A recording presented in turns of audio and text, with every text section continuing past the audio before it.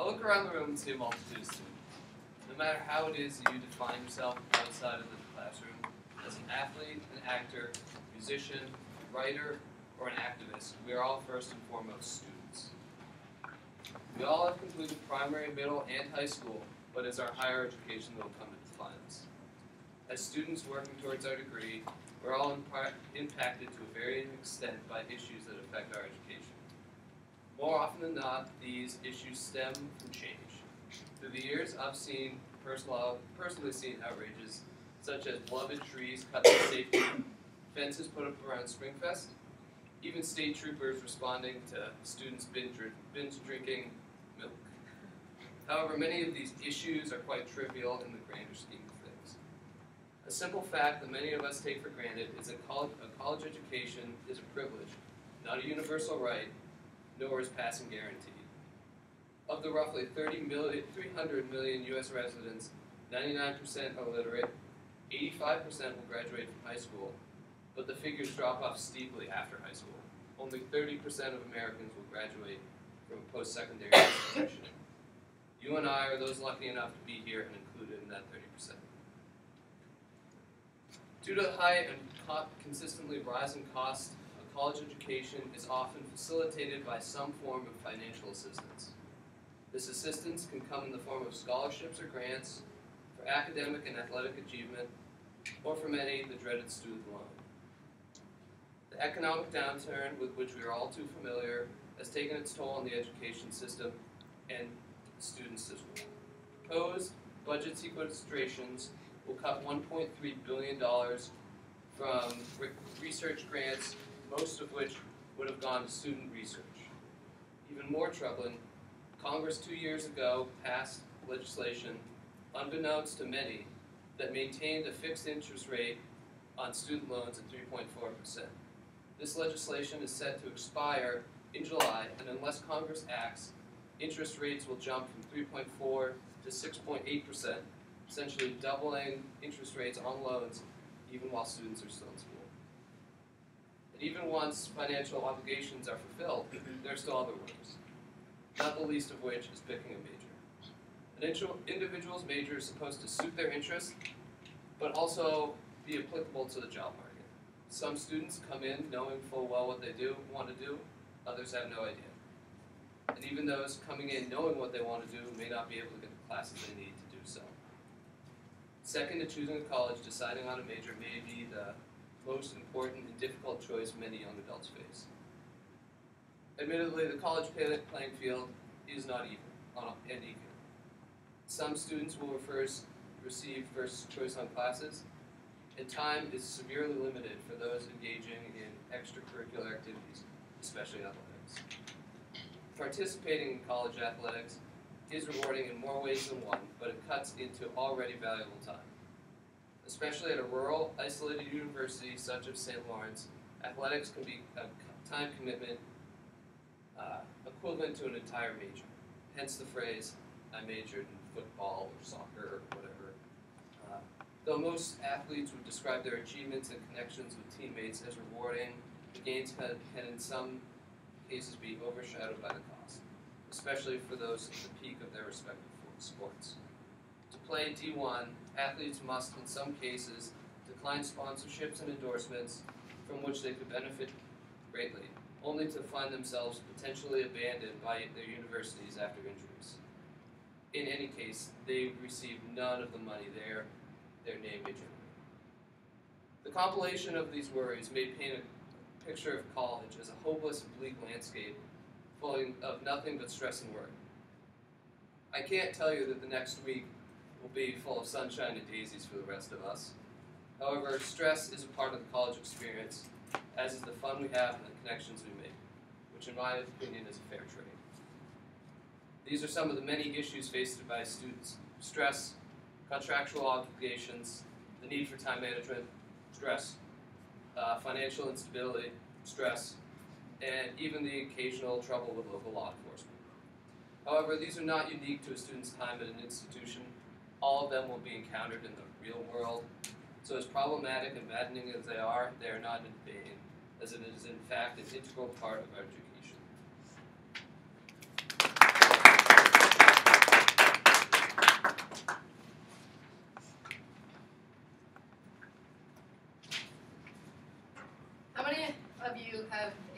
stress in your life? How many of you are stressed right now? Well, I'm not going to tell you that the next week is going to be the best week of your life. It's going to be full of stress with all the presentations that you have to finish up, the papers that you have to write, all the exams that you're going to take next week or this week. And I'm sorry, but the worst is yet to come. College students experience a lot of stress throughout their 4 years in school, and a lot of them don't know how to handle the overwhelming stress that they experience. So first I'm going to tell you what causes students to become so stressed. Then I'm going to explain what stress is and the physical symptoms that you could experience. And then I'm going to finish off on how to actually relieve that stress. So the causes of students to become so stressed is adapting to new surroundings, especially for freshmen. You move away from home, you have to make new friends, you won't have your family and your friends from high school around with you to get you through this time. You have to adjust to your new sleeping habits and eating habits. You won't be able to go to bed at 9 o'clock because the dorms are going to be way too loud. You have to make new friends. It's a very stressful time, especially for freshmen or transfer students, no matter what year you're in. And then there's the school aspect of it. So picking your major, playing a college level sport, and you have to manage the time for that as well. And you won't, with the morning practices, you won't get enough sleep.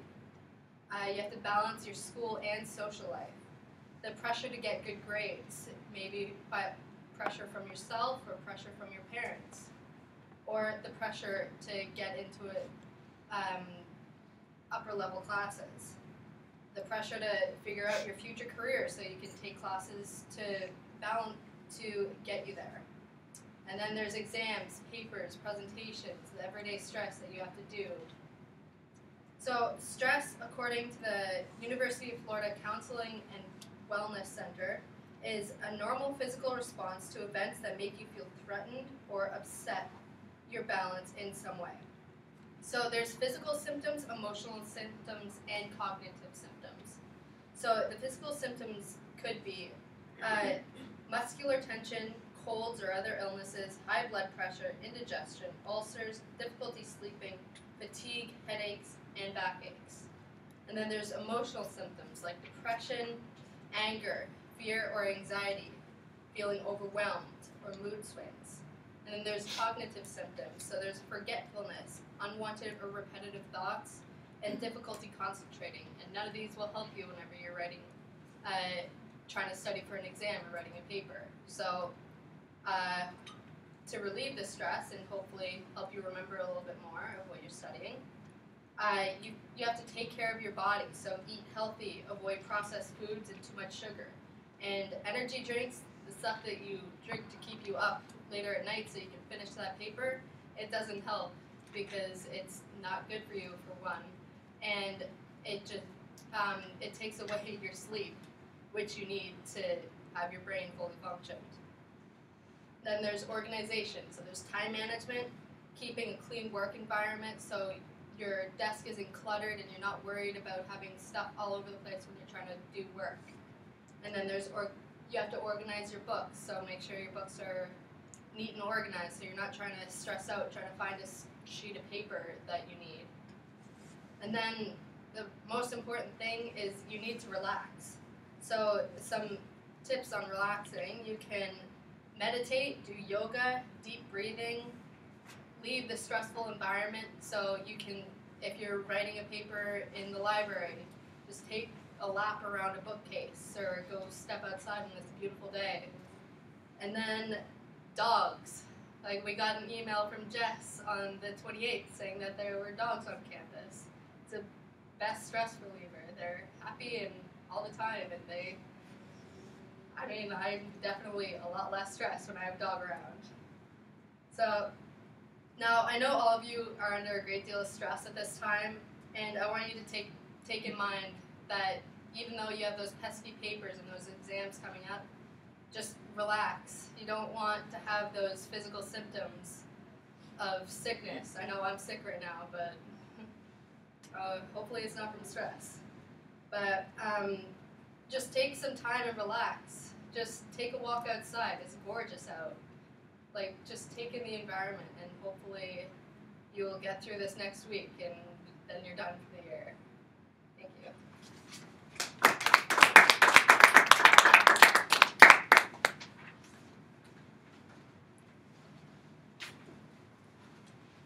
Today happens to be May 1st. Right now, that may not mean anything to anyone, except that it's a new month and one day closer to finishing the semester. However, if you think back 1, maybe 2, or even 3 years, depending, you'll remember that May 1st was a big day for a senior in high school. This was the deadline for choosing a college, and you all chose St. Lawrence, obviously. Was that a good decision or a bad decision? At the time, you hoped it was the best decision for you. But how would you really know? You're trying to imagine yourself for 4 years of your life at one school that is supposed to be the best fit. And then they expect you to choose classes and friends, have a good time, and, well, choose a career. So there's no messing around. This may be a liberal arts school, but you are required to choose your major after your first semester of sophomore year. Yes, you can change it afterwards, but it is expected that this major will help shape the courses you take and prepare you for the career you will find yourself in for the rest of your life. Figuring out a major is part of a college experience that everyone stresses about, and the best solution to the process is staying true to you. I'm going to talk about the problem of deciding a major and how to approach it through exploring popular options, experimenting, and figuring out what's best for you. So, what questions are you absolutely sick of hearing by now? What's your major? What do you want to do with your life? What are your plans? Sometimes I wish I could just make a sign and carry it around with me, put it on my, maybe like hold it up and just be like, stop asking me questions. I don't know what I'm doing with my life. I know I'm not the only one who feels this way. It's annoying. Everyone always asks you the same questions. College majors are a big decision. You have to decide not only what fits best for you, but how you can plan your course load and what majors can help you obtain the best job. Sometimes it comes down to whether or not you do what you love, or you go with something that can make you more money. Trust me, I know this. I want to be a musician. It's a big decision, but you do what you have to make the best decision for you. And many students choose based on a little bit of both. So according to the Princeton Review, the top 10 majors are currently Business Administration and Management/Commerce, Psychology, Nursing, Biology/Biological Sciences, Education, English Language and Literature, Economics, Communication Studies/Speech Communication and Rhetoric, Political Science and Government, and Computer and Information Sciences. At St. Lawrence, our most popular majors are Economics and Political Science and Government. Does this mean that choosing one of these popular majors guarantees you a job? No. Does this mean that choosing a less known or less popular major guarantees you a job? No. So how do we best approach deciding a major? Part of what makes the process so difficult is the steady increase in new majors, says the New York Times. Students try to solve some of their problems by declaring double majors, and there has been a 70% increase in double majors between 2001 and 2011, according to the Education Department. Students try to increase their marketability by combining majors. Narrowing your options down into 2 subject fields may be tough, though. If you're a student who is currently undeclared or went through this process at some point in your college career, you'll understand how stressful it is. According to the New York Times article, 80% of freshmen at Penn State are uncertain about a major, even those who have already declared. In addition, half of them will change their mind after they've already declared. So, undecided students, you are not alone. This is a problem in many colleges and universities throughout the entire United States. The best solution to figuring out a major is to first try dabbling a little bit in everything. Experimenting with new topics, particularly in a liberal arts school, can open your eyes to new possibilities. Or maybe it will reconfirm for you that you should just stick with the familiar. Apparently, exploratory is the new undeclared, according to the New York Times. Colleges are trying to put a more positive spin on indecision, and they are trying to encourage students to explore new options. Mary Beth Collier is the Dean of Academic Advising at the State University of New York at New Paltz. She tells students that you've taken the same 6 subjects since kindergarten. If you don't know your major, don't come here and take the same subjects trying to figure it out. She has a point. There are plenty of majors out there. Many of them are related to the basic subjects we've studied for years, but if none of those fit, it's time to look outside the box. And most importantly, it's about finding the right fit for you.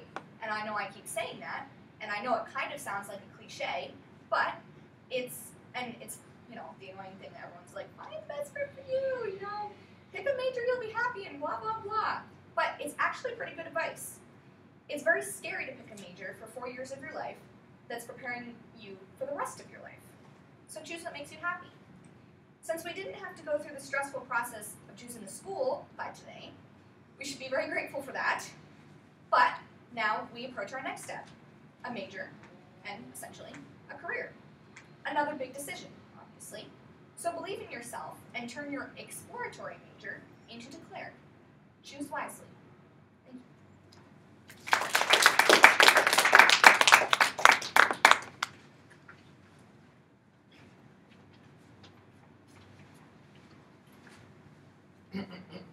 Close your eyes, please. Take a moment to think about your daily activities and responsibilities, from tests, studying, homework, Greek life, and my personal favorite, sleep. Now open your eyes. Pretty tiresome just thinking about these demands, huh? How many hours would you say your parents work a week? Let's look at a career in law. Very demanding and time consuming.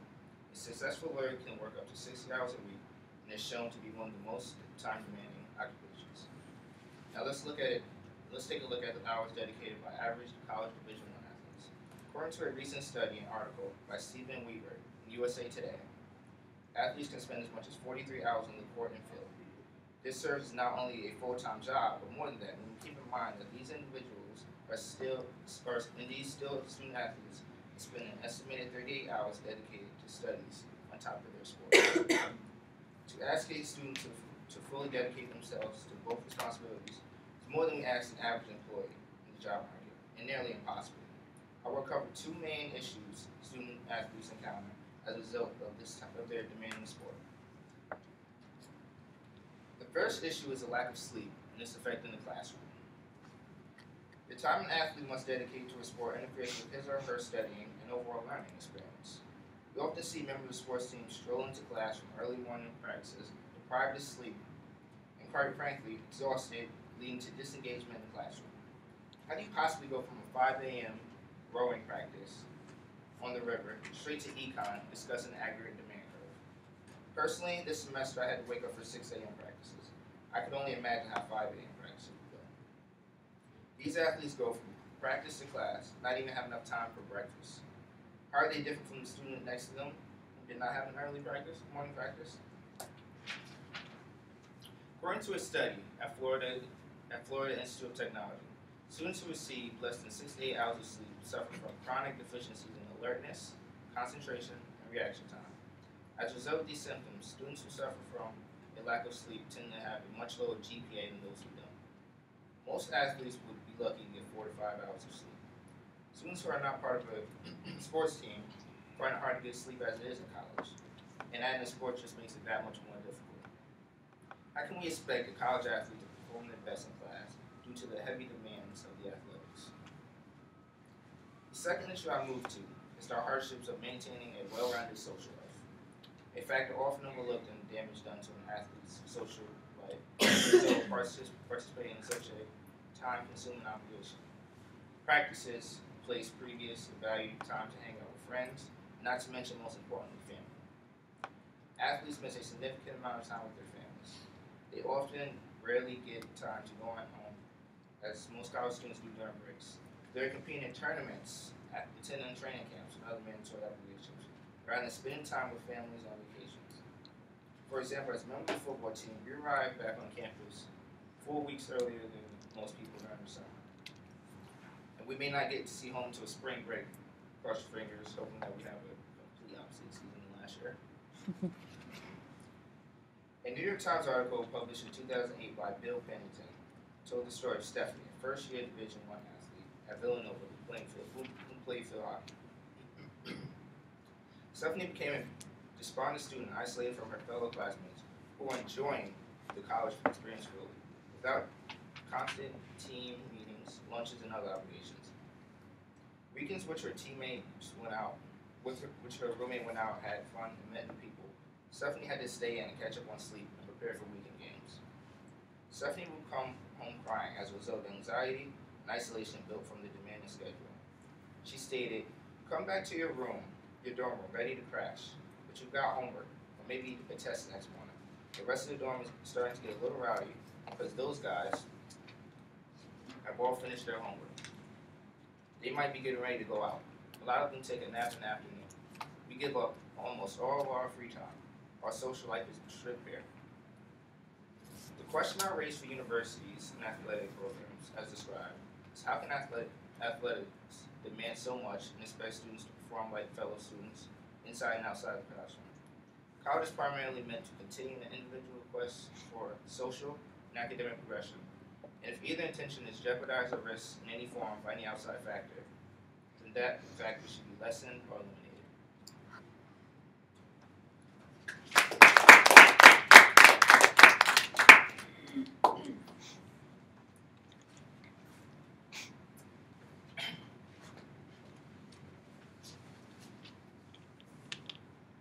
As demonstrated by the previous speeches, college students face a variety of overwhelming issues in their 4 years of university.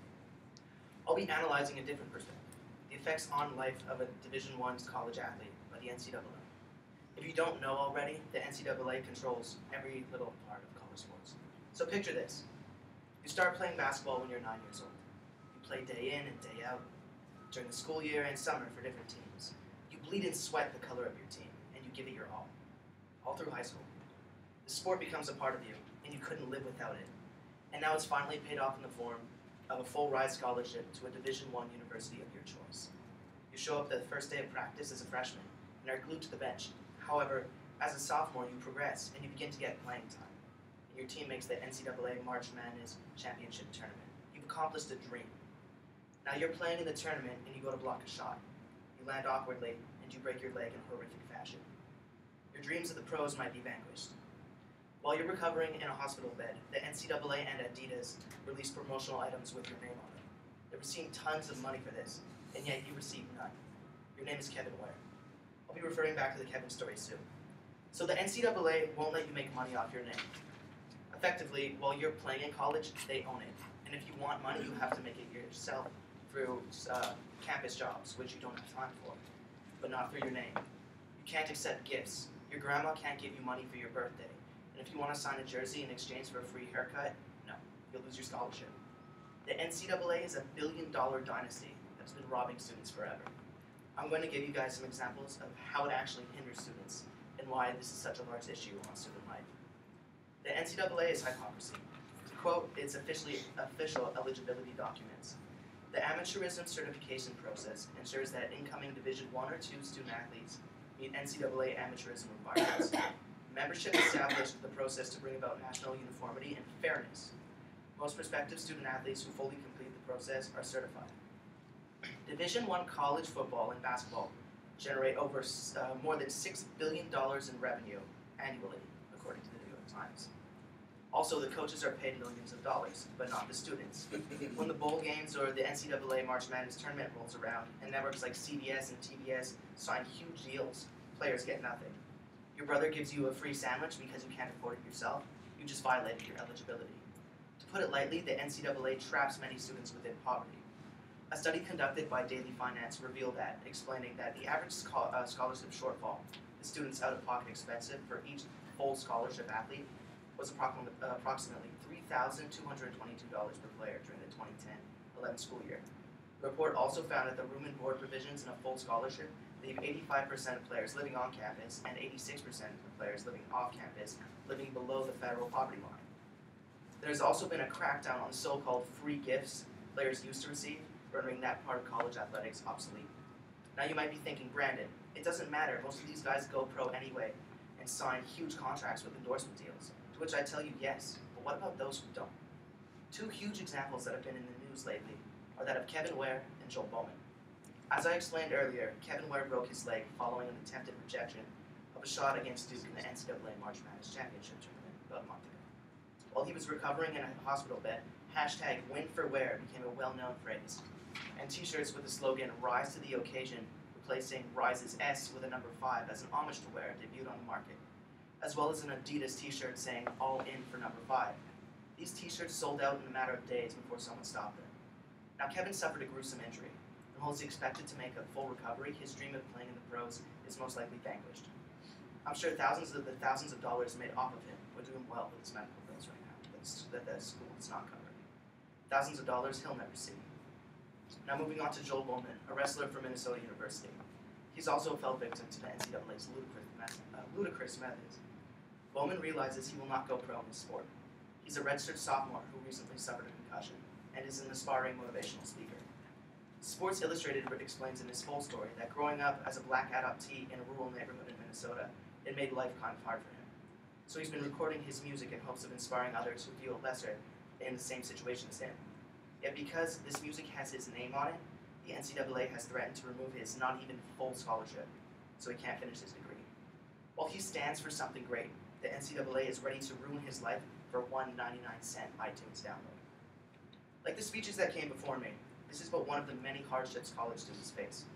While there are superstars, most of these college athletes are students just like you and me. And because of the restrictions, in order to remain an amateur athlete, they live worse off than many other students on campus. These students should be getting an education and playing their sport without financial worries, yet they are constantly hindered. There's enough stress living away from home and doing well in school that worrying about eligibility and finances should not be an issue. There is such thing as independence, but without help, these students could crack. It may be filled with glitz and glamour, but college athletics is far from beautiful.